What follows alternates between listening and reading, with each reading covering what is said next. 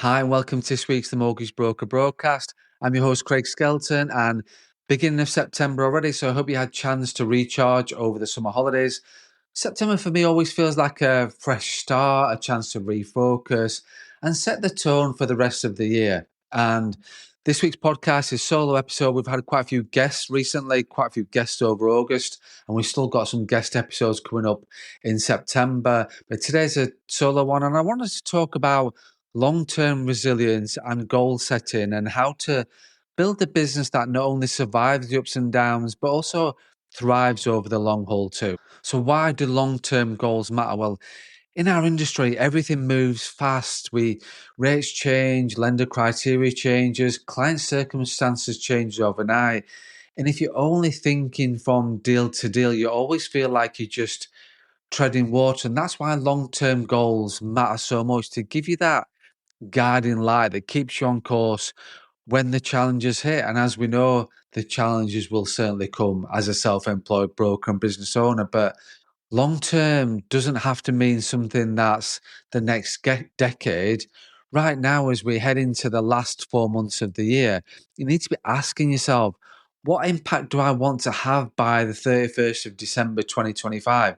It could be hitting a specific revenue target, or building a referral partnership that you've been procrastinating on, or finally getting your marketing systems or AI into your business too. Your year-end goals are powerful because they're close enough to feel urgent, but far enough away to require planning. So my recommendation would be start by defining one or two outcomes that would make you proud to look back on at the end of 2025, and then work backwards from there. What has to happen in October, November, December to get you where you want to be? And then breaking goals down into quarterly and monthly milestones stops you from getting overwhelmed and gives you a clear roadmap. It also forces you to prioritize too. If a task doesn't move you towards your year-end vision, maybe it's something you can defer, get rid of, or delegate. And to make these goals stick, you need to tie them to your values. Maybe your why is to spend more time with your family, or grow a team, or make a bigger difference in your clients' financial lives. Goals rooted in your values give you more motivation when things get tough, and they help you decide where to say yes and where to say no. Which then leads on to building resilience. Resilience isn't about powering through everything with gritted teeth and determination. It's about building the capacity to adapt and bounce back.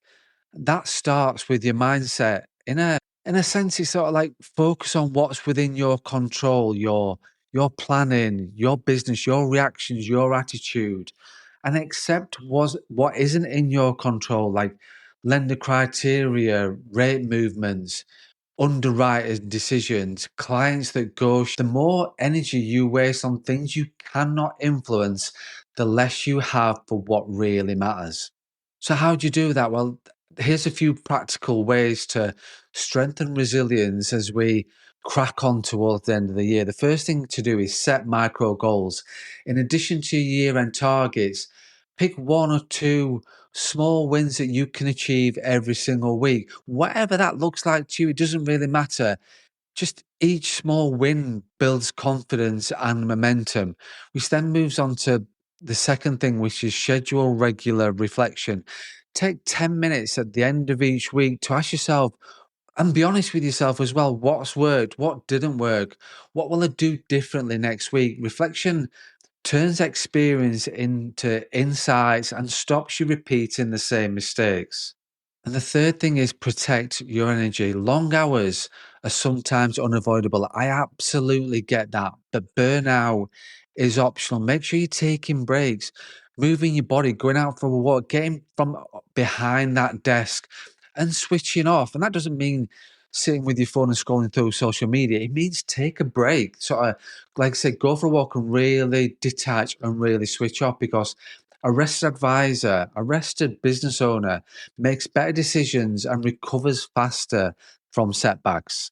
And the fourth thing is connect with others. Don't do this alone. You're not on your own about this. You're not in isolation. I've talked enough about isolation on other podcasts. You're not on your own. Talk to other brokers or a mentor, somebody who gets it when you feel stuck.